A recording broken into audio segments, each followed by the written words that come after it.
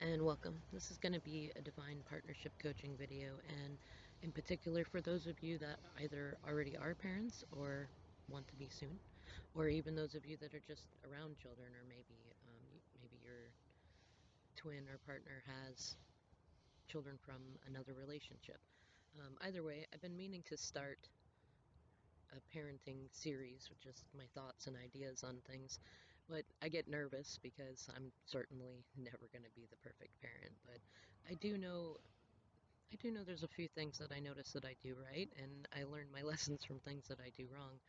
And in particular today with distance learning happening because of C-19, there's all sorts of things that are popping up. And in this video, I wanted to talk about being let's call it empathetic and empathetic. Let's just call it empathetic parenting. I wanted to include an accountability in that, but I think accountability really it's counted into empathetic parenting. And it's something as simple as like I was having a conversation with someone about how like I'm seeing in my kids like I'm pretty good about emotional security. They're covered there. I'm pretty good about fun and I'm pretty good about a lot of things, but where I really lack is punctuality and organization, a lot of which plays a part with ADHD, but there are ways to compensate, and it's my responsibility to find those ways. And even in the ways that might be more challenging for me, I mean, it's all too easy to go into what a lot of parents of the past generations have done, which is blame the kids for having a bad attitude or being lazy or not listening or um, I don't know, even like having a bad trait of the other parent or, like just putting it on them, making it their fault that they have bad habits. Um, but when and I haven't always been this way. I used to blame the kids for a lot of things, but I recognized also that I really wanted to be the kind of parent who looks at the ways, that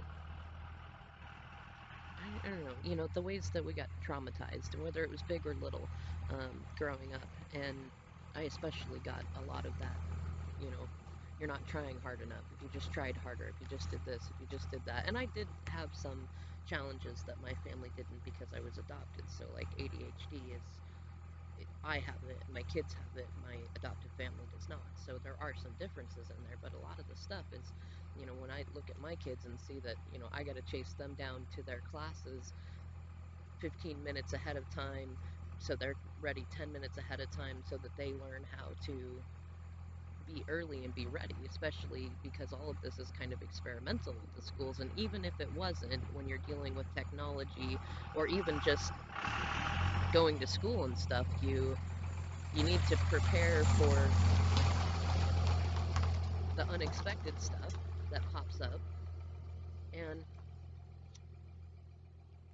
that's when I see them struggling with that. And then even having resistance to feedback and things like that, the first thing that I've learned to do is look at myself. Am I being a good example of that? No. No, I'm not.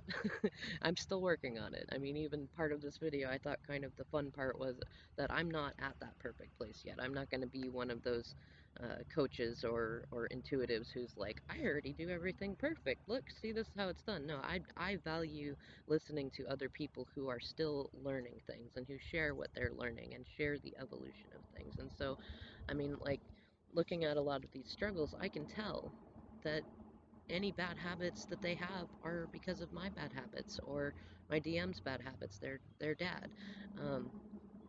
And half the time, even if it's not from a bad habit, it's from emotional discomfort, from the separation, from the changes with C-19 and things like that. And it's funny, I'm so self-conscious even with this. Like, this isn't a great example either. Like, I eat pretty healthy. I teach them how to cook from scratch and do all things like that. But I smoke, and I'm horrible at a laundry schedule. And getting on top of them about cleaning their rooms is still challenging because I still have a problem cleaning my room. Like there are. But when I look at their messy rooms, I no longer get mad because they didn't listen to me. I go look at my room and I say, is my room clean? Is my workspace clean? Am I providing a good example to them of what it is that I want them to learn? Because I don't know, I see so many parents that will blame the kids, like they're just being stubborn or they're just being resistant, or things like saying phrases like "boys will be boys" and having two boys and a stepdaughter. I really take,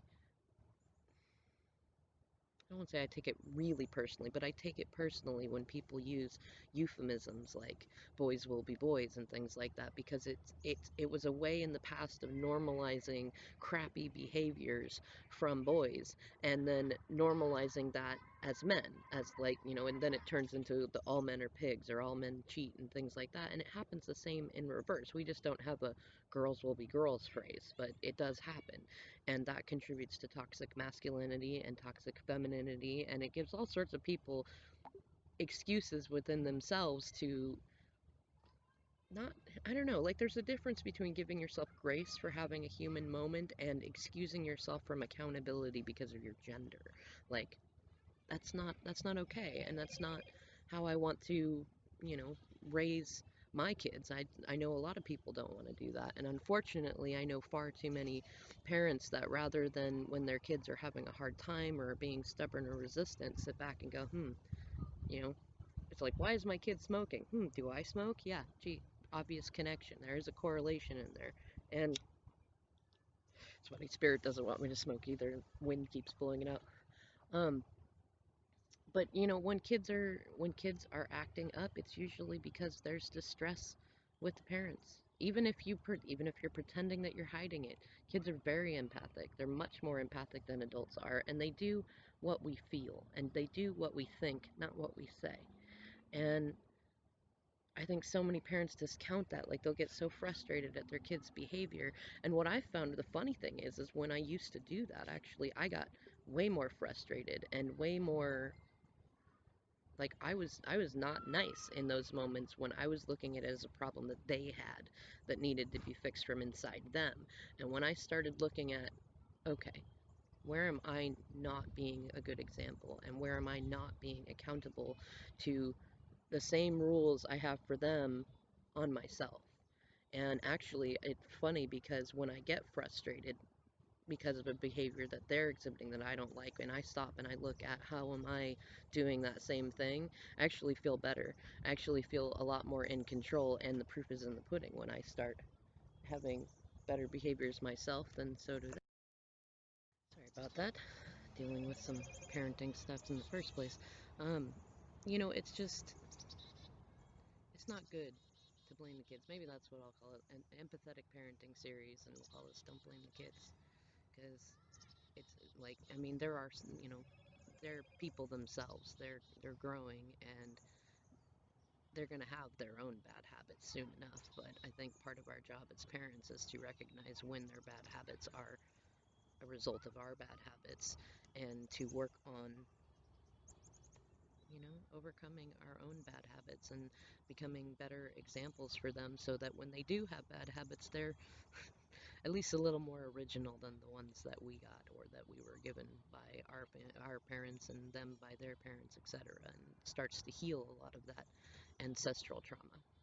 Anyways, yeah, I'm gonna keep doing some videos like this. Please let me know in the comments below if you enjoy them, and feel free to share your ideas and thoughts too. I'm never going to be somebody who knows it all, or never acknowledges better ways to do things, and I definitely appreciate sharing this kind of knowledge. Anyways, y'all, I'll see you in the next video.